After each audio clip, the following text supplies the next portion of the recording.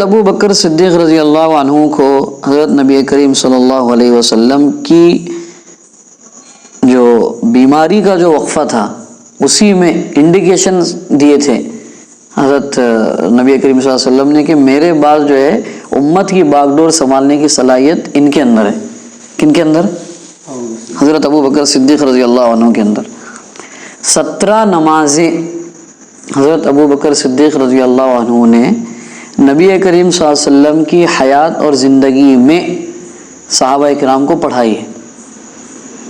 دوسری بات، حضرت ابو بکر صدیق رضی اللہ عنہ نے نبی کے موجود ہوتے ہوئے کوئی امتی نماز نہیں پڑھا سکتا ہے، یہ اصول ہے. لیکن اس کے باوجود حضرت ابو بکر صدیق رضی اللہ عنہ کو خود اللہ کے نبی صلی اللہ علیہ وسلم نے آگے کیا 17 نمازیں. یہ انڈیکیشن تھا کہ میرے بعد امت کی رہبری کی ذمہ داری اٹھانے کی صلاحیت ابو بکر رضی اللہ عنہ میں ہے. حضرت ابو بکر صدیق رضی اللہ عنہ ان صحابہ میں سے ہے جو اول وہلے میں اسلام قبول کیے ہوئے، یعنی کسی قسم کا کوئی تردد نہیں تھا، کوئی تذبذب نہیں تھا، کوئی کنفیوژن نہیں تھا ان کو. اسی لیے ان کا لقب ہے صدیق. صدیق کا معنی دو، ایک تو یہ کہ کیا بولیں گے آپ اس کو، اول وہلے میں شروع میں ہی بات کو مان لینا وداؤٹ اینی آرگومنٹ، کسی بحث و مباحثے کے بغیر بات کو مان لینا. اس کو کہتے ہیں تصدیق کرنا. تصدیق کرنے کا مطلب یہ ہوتا ہے کہ اس بات کو مان لینا. یہ اور صدیق کا معنی یہ کہ کسی قسم کی آرگومنٹ کے بغیر بات کو مان لینا اول وہلے میں. حضرت ابو بکر رضی اللہ تعالیٰ عنہ ان صحابہ میں سے ہے جو اسلام سے پہلے بھی بت پرستی سے بالکل دور رہے، بت پرستی سے دور رہے. ان کے 2 نام بتائے جاتے ہیں دور جاہلیت میں، ایک عبد الکعبہ ایک، اور دوسرا عتیق، عین تا یا قاف، عتیق، یہ نام بتائے. پھر ابو بکر کیا ہے؟ ابو بکر جو ہے ان کی کنیت ہے. بکر کا معنی جو ہے، اب بکر کا معنی کیا ہے؟ گائے ہے نا، ہاں؟ با اور چھوٹی کاف، بکر کا معنی ہوتا ہے اونٹ. بکر کا مطلب اونٹ، ہمارا بکرا نہیں، بکر معنی اونٹ. اور با قاف بقر، سورہ بقرہ، تو وہ بقر جو ہے وہ گائے. یہ بکر کا مطلب اونٹ. حضرت ابو بکر رضی اللہ تعالیٰ عنہ اونٹ کی نسل کے بہت زیادہ جاننے والے شخص تھے. اونٹ کے کھانے کے انداز پر اندازہ لگاتے تھے. اونٹ جو کھانا کھاتا ہے وہ کھانے کے انداز پہ لگاتے تھے یہ اس نسل کا اونٹ ہے. اس سے آگے کی بات یہ ہے، جب اونٹ پیخانہ کرتا ہے اس کی جو لید رہتی تھی پیخانہ، اس کو دیکھ کر بتاتے کہ یہ کہاں کا اونٹ ہے اور کس جگہ کا اونٹ ہے. انسانوں کا نسب نما، نسب حسب نسب جاننا عرب میں بہت فخر کی بات سمجھی جاتی تھی. جس کو جتنا زیادہ ان کے باپ داداؤں کے نام معلوم رہتے تھے وہ اتنا زیادہ عزت والا شخص سمجھا جاتا تھا. ابھی ہم کو کتنے نام یاد رہیں گے؟ ہمارا نام، ابا کا نام، دادا کا نام، پڑ دادا کا نام. اگر 10 لوگوں کو پوچھیں گے تو شاید 2 یا 3 لوگ مشکل ہے کہ پڑ دادا کا نام ان کو معلوم ہوگا، الا ماشاء اللہ. ہمارا معاملہ یہ ہے. وہاں پر لوگ جو ہے 100 200 1000 نام ایسے ہی سنا دیتے تھے. تو یہ تو تھا انسانوں کا اور اپنے رشتہ داروں کے نام یاد رکھنا. حضرت ابو بکر رضی اللہ تعالی عنہ یہ اونٹ دیکھ کر اس کا نسب بتاتے کہ اس کی نسل کہاں سے چلی ہے. اس لیے ان کو کہا جاتا تھا ابو بکر، اونٹ کے ابا. سمجھ رہے ہیں بات کو؟ اس لیے رکھ. صدیق لقب کیسے پڑا؟ صدیق تو یہ کہ وہ جب اللہ کے نبی صلی اللہ علیہ وسلم یہ کیے ہوئے تھے یعنی نبوت کا اعلان کیے، آپ کو نبوت ملی. یہ بہت بڑے یہ تھے، یہ تاجر بھی ہے، بزنس مین ہے حضرت ابو بکر رضی اللہ تعالیٰ. تو وہ شام گئے ہوئے تھے بزنس کے سلسلے میں، تو آنے کے بعد مکے میں آنے سے پہلے نبی کریم صلی اللہ علیہ وسلم پر شروع میں ایمان لانے والے 3 لوگ. پہلے حضرت خدیجہ، کون ہے یہ جینڈر میں؟ فیمیل ہے، خاتون ہے، عورت ہے. ان کے بعد حضرت زید رضی اللہ تعالیٰ، یہ کون ہے؟ غلام. تیسرے حضرت علی رضی اللہ عنہ، 11 سال کے بچے. تو وہ لوگ ہنسی اڑایا کرتے تھے کہ یہ دیکھو محمد جو نیا دین لے کر آئے ہوئے ہیں، یا نئی کیا کہتے ہیں دین کی دعوت لے کے کھڑے ہوئے ہیں، اس کے لیے ان کو سپورٹ کرنے والے یا ان کے اس مومنٹ اور ان کے ان مشن کو آگے بڑھانے کے لیے ان کو جو لوگ ملے، ایک عورت، ایک غلام، ایک بچہ، ہنسی اڑاتے تھے. ان کو لے کے محمد اپنا مشن آگے بڑھائے گا، نعوذ باللہ صلی اللہ علیہ وسلم. کہتے تھے وہ لوگ کہ محمد صلی اللہ علیہ وسلم کو اپنے مشن کو آگے بڑھانے کے لیے ملا بھی تو کون ملا؟ عورت جو سب سے زیادہ ذلیل سمجھی جاتی تھی، غلام جس کی کوئی اپنی رائے نہیں ہوتی تھی، بچہ جس کے اندر کسی قسم کی کوئی میچورٹی نہیں ہے. یہ اس طرح کے لوگوں کو لے کے محمد اپنا مشن آگے بڑھائیں گے. ایسا ایک ایشو بنایا تھا انہوں نے. آج کل ہوتا ہے میڈیا میں جو بالکل نان ایشو ہے اس کو ایشو بنا دیتے، اور جو ریئل ایشو ہے اس سے نظر ہٹانے کے لیے نان ایشو کو ایشو بنا دیتے ہیں، اس کو ختم کر دیتے ہیں. تو ایسا تھا، اس کو ایشو بنایا تھا ان لوگوں نے. تو یہ بات چلتی تھی. یہ دوران جب حضرت ابو بکر رضی اللہ تعالیٰ عنہ جب آئے تو سارے مکہ کے بڑے بڑے جو لوگ تھے، میچور لوگ تھے، سنجیدہ لوگ تھے، مالدار لوگ تھے، عمر رسیدہ لوگ تھے، ان کا پورا ذہن تھا ابو بکر کا اسٹینڈ کیا ہوتا ہے ابھی یہ معاملے میں، دیکھتے تھے. تو حضرت ابو بکر رضی اللہ تعالیٰ عنہ آنے سے پہلے ابھی مکے میں داخل ہوئے، سب فریش وغیرہ ہوئے جو بھی ہے. تو یہاں کے سب بڑے بڑے لوگ ان کے پاس گئے، چودھری قسم کے لوگ، سردار لوگ،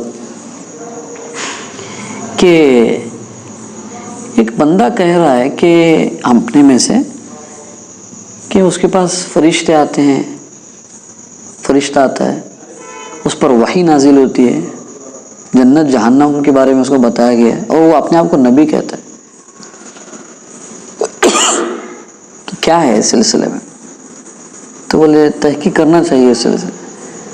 تو بولے تحقیق کرنا چاہیے. تو انہوں نے فوراً کہا کہ ہاں یہ آپ کے دوست محمد کا کہنا ہے. اچھا، نبی کریم صلی اللہ علیہ وسلم اور حضرت ابو بکر قبل اسلام بھی، اسلام سے پہلے بھی گہرے دوست تھے، تعلقات تھے ان کے.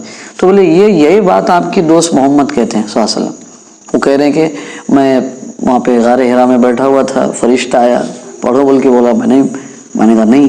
پھر انہوں نے کہا کہ نہیں، اب یہ 5 آیتیں ہیں، اب آپ کو یہاں سے نبی بنا دیا گیا. تو اپنی نبوت کی بات کر رہے ہیں، وہ جنت جہنم کی بات کر رہے ہیں، اور سارے دین کو گویا کہ سارے اپنے آبائی دین اور مذہب کو چھوڑ کر کے ایک نئے دین کی طرف بلا رہے ہیں. تو حضرت ابو بکر رضی اللہ عنہ نے فرمایا کیا یہ بات محمد کہہ رہے ہیں صلی اللہ علیہ وسلم؟ ہاں. تو کہا اشہد ان لا الہ الا اللہ وان محمد رسول اللہ صلی اللہ علیہ وسلم، وداؤٹ اینی آرگومنٹ، کسی قسم کی جھجک، بحث و مباحثہ، شک شبہ کچھ نہیں. محمد کہہ رہے ہیں، بات ختم.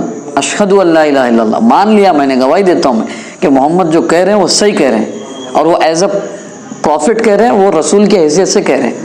میں ان کو رسول مانتا ہوں، یہیں پہ ان کے پاس جانے، ان کو پوچھنے سے پہلے کہہ رہا ہوں میں کہ میں مان لیا. اس بات پر اللہ کے نبی صلی اللہ علیہ وسلم نے فرمایا انت صدیق، آپ ایسے صدیق ہیں کہ جب پوری دنیا مجھے جھٹلا رہی تھی، پورا عرب میری گویا کہ ہنسی اڑا رہا تھا، اس وقت آپ نے بغیر کسی تردد کے، بغیر کسی شک و شبے کے میری بات کو مان لی. بہت ساری باتیں ہیں حضرت ابو بکر رضی اللہ عنہ کے سلسلے میں. یہ وہ حضرت ابو بکر رضی اللہ عنہ ہے، ان کا کام یہ تھا اسلام قبول کرنے کے بعد میں ایک مرتبہ ابن دغنہ نام کا ایک بندہ مکے میں اسلام قبول کرنے کے بعد اب لوگ ان کے بھی دشمن ہو گئے. حالانکہ یہ ایک اچھے اسٹیٹس کے آدمی تھے, لیکن اس کے باوجود بھی ایک سوسائٹی سے ہٹ گئے تھے, کٹ گئے تھے. تو لوگوں نے ستانا شروع کیا. تو یہ ایک دن سارا سامان وغیرہ بیچنے کی تیاری میں تھے, دن بھر سب بول رہے تھے بھئی یہ دکان بیچنا ہے, فلاں کرنا ہے, یہ کرنا. وہ ابن الدغنہ نام کا جو بندہ ہے, یہودی ہے, وہ مجوسی ہے. اس نے پوچھا ابو بکر کہاں جا رہے ہو؟ بولے یار مکے کے لوگ رہنے نہیں دے رہے, پریشان کر دیے مجھے, چھوڑ کے جا رہا ہوں. تو اس نے کہا اگر مکے میں ابو بکر کے جیسے سنجیدہ لوگ اگر نہیں رہیں گے تو کیا لٹیرے رہیں گے پھر یہاں پہ؟ ایسا نہیں ہو سکتا ہے. تو تم جو ہے میری سیکیورٹی میں رہنا, میں تمہاری امان اور حفاظت کی ذمہ داری میں لیتا ہوں, میرے اس میں رہنا. اور اعلان کر دیا اس نے مکے میں, بڑا آدمی تھا وہ, کہ ابو بکر میری امان میں ہے, میری حفاظت میں ہے, کوئی ان کو تکلیف نہیں دے گا. تو ٹھیک ہے, تو رہنے لگے. ان کا معاملہ یہ تھا نماز میں قرآن بہت زیادہ یعنی رو کر پڑھتے تھے. حضرت ابو بکر رضی اللہ عنہ کی ایک صفت ہے رجل بکا, رجل بکا, بہت زیادہ رونے والے, اللہ کی کتاب کو پڑھتے ہوئے بہت زیادہ رونے والے. بکا, بکاؤن کا معنی رونا, بکا کا مطلب ہوتا ہے رونے والا, بہت زیادہ رونے والا. تو نماز پڑھتے ہوتے اتنے بہترین درد بھری آواز میں قرآن پڑھتے تھے اور روتے تھے. تو کئی لوگ جو ہے صرف قرآن سن کر کے اسلام قبول کرتے تھے. تو پھر لوگوں نے آ کے بولنا شروع کر دیا کہ دیکھو بھائی تم نے اپنے حفظ و امان میں لیا تھا, لیکن اس کے قرآن پڑھنے کی وجہ سے ٹھیک ہے وہ رہنا ہے, ٹھیک ہے نماز پڑھنا ہے پڑھو, قرآن پڑھنا ہے پڑھو, لیکن آہستہ آواز سے پڑھو, ایسا بولنا. یہ لوگوں نے ان کے سامنے کمپلین رکھی اس آدمی کے پاس. تو انہوں نے کہا کہ دیکھو ابو بکر تم رہو سب کچھ کرو, تھوڑا آہستہ آواز سے پڑھو. اس میں کیوں, کیا بات ہے؟ بولے تم میرے امان میں ہو. حضرت ابو بکر نے فرمایا مجھے اللہ کے امان کے علاوہ کسی کے امان کی ضرورت نہیں, جاؤ. اللہ پہ توکل اور اعتماد اور بھروسہ. پھر وہ اپنے اپنے اس میں رہے, پھر اللہ نے ان کو بڑا مقام دیا. یہ حضرت ابو بکر رضی اللہ تعالیٰ عنہ. کافی چیزیں ہیں آپ کی. اللہ کے نبی صلی اللہ علیہ وسلم نے حضرت ابو بکر کے سلسلے میں فرمایا میں نے ہر بندے کا جو مجھ پر حق تھا میں نے ادا کر دیا, لیکن ابو بکر ایک شخص ہے جس کا بدلہ میں ادا کر ہی نہیں سکتا ہوں, اس کا بدلہ میرا رب میرے طرف سے کل قیامت کے دن ادا کرے گا. کیا بات ہوئی. ایک موقع معلوم ہے وہ غزوہ تبوک کا موقع کیسا ہے, نام رکھ لینا. ابھی محرم کے آخر میں ان کے نام سے کچھ کام کر لینا, اور اپنی خواہش کو پوری کرنے کے لیے ان لوگوں کا نام لینا, یہ بہت آسان ہے. لیکن ان کی جیسی شخصیت اپنی زندگی میں اپنانے کی کوشش کرنا یہ بہت بڑی بات ہے, مشکل بات ہے, اور وہی ضروری بات ہے. وہ غزوہ تبوک کے موقع پہ کہا کہ بھائی جس کے پاس جو ہے وہ لے کر آؤ, یعنی جتنا زیادہ ہو سکتا ہے لے کر آؤ. 4 مہینے کا سفر ہے, لشکر جانے والا ہے, تو بہت زیادہ سامان کی ضرورت ہے. جو کچھ ہے کھانے میں جو ہے, پہننے کے لیے جو ہے, سب کچھ لے کر آؤ جو لا سکتے ہو. حضرت عمر فرماتے ہیں کہ اس وقت میرے پاس, میں حضرت ابو بکر سے مال میں بہت زیادہ بڑا ہوا تھا, میرے پاس بہت زیادہ اس وقت مال تھا, تو میں نے طے کیا تھا کہ آج ابو بکر سے آگے بڑھوں گا میں. تو سب کو پوچھا, تو اللہ کے نبی صلی اللہ علیہ وسلم نے پوچھا بھائی علی کیا لے کر آئے؟ تو انہوں نے کہا کہ فلاں چیز لے کے آئے. انہوں نے کہا یہ لے کے. حضرت عمر سے پوچھا تم کیا لے کر آئے سامان میں؟ تو بولے برابر 50% گھر پہ رکھا, 50% لے کے آ گیا. جو بھی تھا میرے پاس آدھا رکھا, آدھا لے کے آیا. رسول اللہ صلی اللہ علیہ وسلم جو ہے نا ایکسپرٹ سائیکولوجسٹ تھے. صرف تسبیح کے دانوں پہ سبحان اللہ الحمدللہ پڑھنے والے نہیں تھے, ایک آدمی کی ایک سائیکولوجی اور نفسیات کو جانتے تھے. ابھی تک آپ کا کوشچن سوال کیا تھا؟ کیا لے کر آئے؟ ابو بکر کو جانتے تھے آپ رضی اللہ عنہ. حضرت ابو بکر کو نبی کریم صلی اللہ علیہ وسلم نے کوشچن چینج کیا, کیا چھوڑ کر آئے, بولے وہ سمجھتے تھے وہ بندہ کیا ہے, کون ہے وہ بندہ, کیا چھوڑ کے آئے. جواب بھی انہوں نے وہی دیا جو اللہ کے نبی صلی اللہ علیہ وسلم کا ایکسیپٹیشن کیا تھا, ان کا یعنی امید جو تھی ان کی, کہا کہ اللہ اس کے رسول کے نام کو چھوڑ کے آئے, بس سب لے کے آ گئے. اور گھر میں بول دیا کہ اللہ اس کے رسول کے نام سے اللہ سے مانگنا, بس اللہ تمہارا مددگار ہوگا, کچھ نہیں چھوڑا. حضرت عمر رونے لگے اور کہا کہ ابو بکر سے آگے تو عمر پہنچ ہی نہیں سکتا ہے, اس کی برابری نہیں کر سکتا ہے. ایسے بہت سارے واقعات ہیں حضرت ابو بکر رضی اللہ عنہ کے, وہ بڑھیا کا واقعہ بھی ہے اور بھی بہت ساری چیزیں. ان کی ایک بڑی فضیلت یہ ہے, حضرت ابو بکر رضی اللہ عنہ کا کام یہ تھا لوگوں کو پورا ان کی ذہن سازی کرنا, اسلام کے بارے میں دعوت دینا ان کو پوری. اور وہ جب بولتا کہ نہیں بہت اچھی بات ہے تو میں بھی قبول کرنا چاہتا ہوں آپ جو بول رہے ہیں, تو پھر اللہ کے نبی صلی اللہ علیہ وسلم کے پاس لا کے کلمہ پڑھاتے تھے. یہ کام ایسا ہوا عشرہ مبشرہ, آپ نے سنا ہوگا پچھلے 1-2 دن میں مولانا کی زبانی میں, وہ عشرہ مبشرہ یعنی ٹاپ 10 صحابہ. کس میں؟ 1.25 لاکھ صحابہ میں ٹاپ 10. ٹاپ 10 معلوم ہے آپ کو؟ ٹاپ 10 ہوٹل معلوم ہوگی, ٹاپ 10 صحابہ نہیں معلوم, ہمیں پتہ نہیں. ہم میں سے پوچھیے نا, ابھی ہم کو پوچھیے, ہم میں سے جو دیندار ہمیں سمجھے جاتے ہیں, ہم کو برا لگنے کی ضرورت نہیں ہے, بات نہیں ہے. ہم میں سے جو دیندار لوگ سمجھے جاتے ہیں, پابند سمجھے جاتے ہیں, ان کو پوچھیے 10 عشرہ مبشرہ کے نام سنائیے, نہیں سنا سکتے ہم لوگ. کون ہے ہم کو معلوم بھی نہیں ہو. عشرہ مبشرہ وہ صحابہ ہیں جن کو اللہ نے دنیا میں رسول اللہ صلی اللہ علیہ وسلم کے زبان سے جنت کی خوشخبری اور بشارت سنائی. آپ کو سنائی ہے؟ نہیں, مجھے بھی نہیں سنائی, آپ کسی کو نہیں سنائی.